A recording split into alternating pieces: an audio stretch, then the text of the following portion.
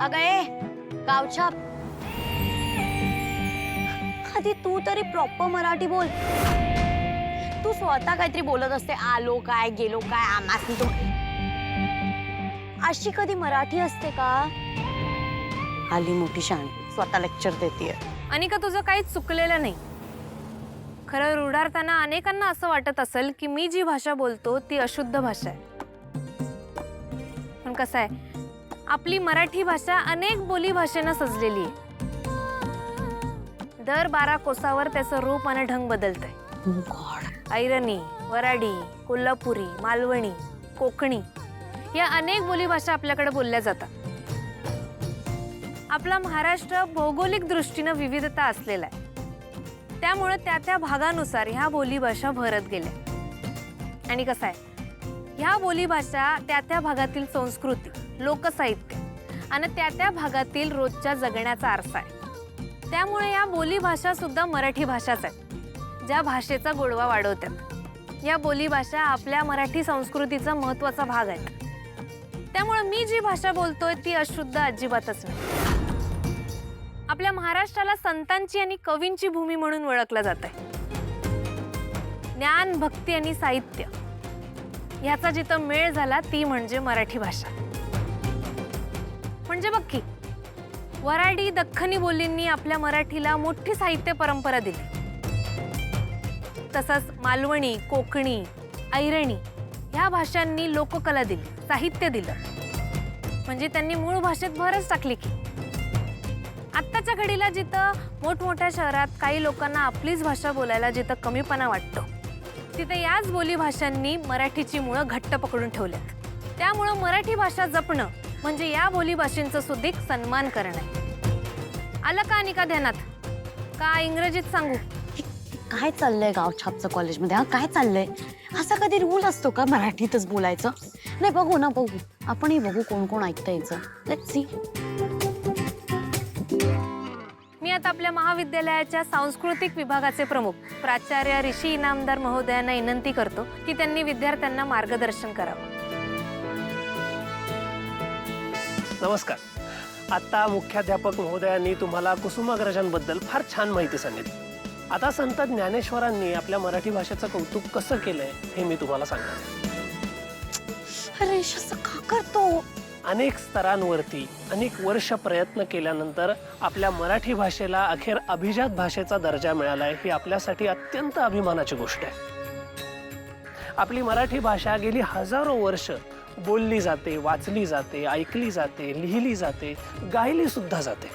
पण या मराठी भाषेचं समृद्ध दर्शवणारी जर एखादी गोष्ट असेल जी अनेक वर्षांपासून चालत आलेली आहे तर ती म्हणजे आपली संत परंपरा.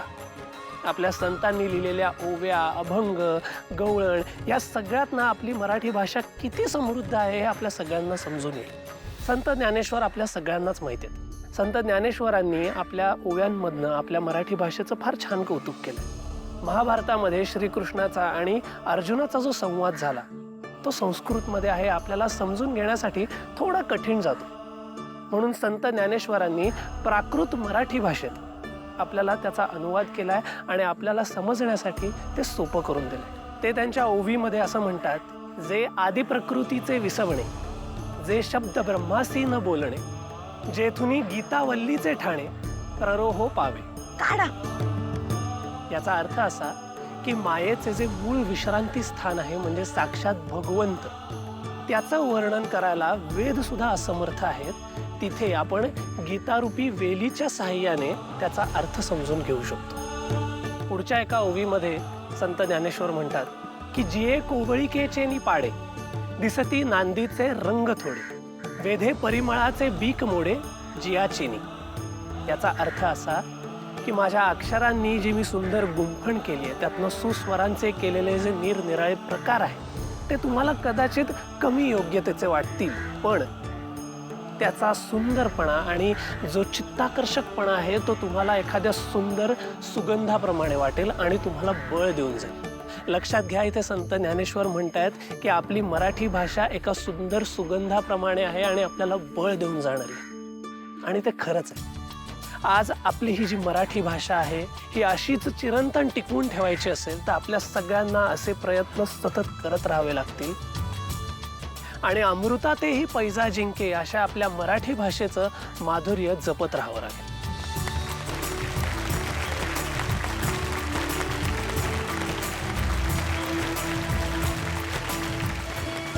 मला सांग, लिपस्टिकला मराठीमध्ये काय म्हणतात? लिपस्टिक ओष्ठ रंग. अरे एक नंबर. बरं मला सांगा, लोटसला मराठीत काय म्हणतात? कमळी. हा? कमळ. कमळ, बरोबर. बरं तुम्ही मला सांगा, फ्रीजला मराठीमध्ये काय म्हणतात? फ्रिज को तुम्हारा सर कहते हैं. क्या? क्या लगा रखा है? और ये मराठी स्कूल नहीं है, कॉलेज है. यहाँ पे नाटक वाटक नहीं चलेगा. हमें नहीं आती मराठी. ओ चलो चलो. हाँ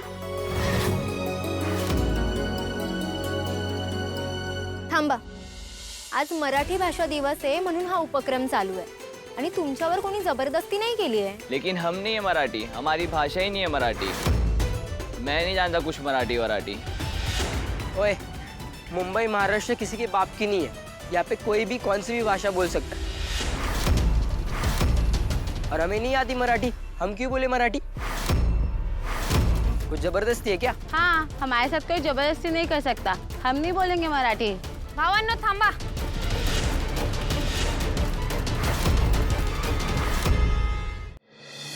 हे बघा, इथं कोणच कुणावर मराठी भाषा लादत नाही.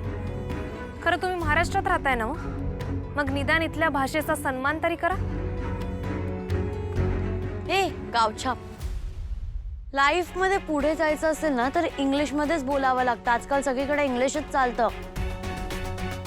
आणि महाराष्ट्राच्या बाहेर गेल्यावर मराठी कोण बोलणार आहे? कोणी नाही बोलत. नॅशनली इंटरनॅशनली आजकाल इंग्लिशच वापरतात. काय लावलंयस आणि तू असं कोणावर कंपल्शन कसं काय टाकू शकते? आणि का मुळातच इथं कुणी कुणाला जबरदस्ती केलेली नाही. ज्याला जे बोलायचंय तो बोलू शकतो. मी असं कवाच म्हणलेलं नाही की तुम्ही इंग्रजी शिकू नका. शिका की, पण मग त्याचबरोबर बाकी इतर भाषा बी शिका.